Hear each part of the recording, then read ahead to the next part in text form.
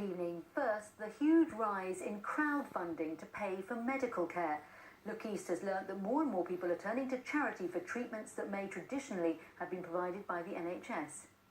In a moment, the parents of 2-year-old Henry Alderson, who are trying to raise £50,000 to help give him a normal life. They want the NHS to pay for treatment which could help, but that treatment has been refused. So let's see how crowdfunding actually works. There are a number of websites where people can set up a page to raise money for any chosen cause. One of the main sites has told Look East the money raised for medical treatment has gone up from £2 million in 2015 to £9 million last year. They're expecting it to be £25 million this year. But there's a warning tonight that it could create both winners and losers when it comes to healthcare. When the NHS would not provide treatment, Henry's parents turned to crowdfunding. They joined a rocketing number, asking us to dig deep.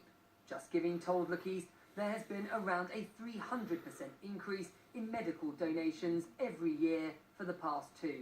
They take a share of what has been raised. Doctors never thought Henry would be alive. He has diamond black fan anemia, a faulty gene condition.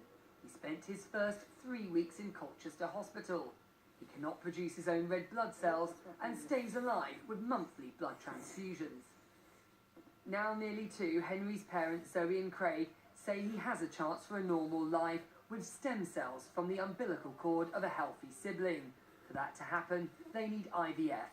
The embryo would be a full match for Henry, a stem cell match, so that he could then go on to have a stem cell transplant from the umbilical cord after it's cut after birth. So the hope is a healthy brother or sister would make a healthy Henry? Absolutely, yes, that's the goal. But that goal the NHS won't currently fund. The consultants that we've spoken to that are already involved with Henry's care have said it's just because, number one, there's not enough funding around for anything at the moment, and pushing through sort of funding requests is becoming impossible to do.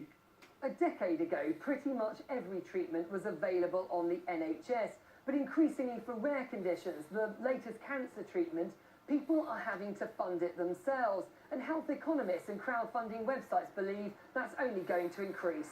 We've seen incredible growth over the last 2 or 3 years. In 2015, we saw about 2 million raised for health and medical causes. In 2016, that grew to 9 million. And by the end of this year, we expect about 25 million will have been raised this year alone on health and medical crowdfunding pages.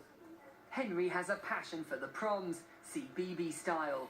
Whether he turns out to be a conductor remains to be seen.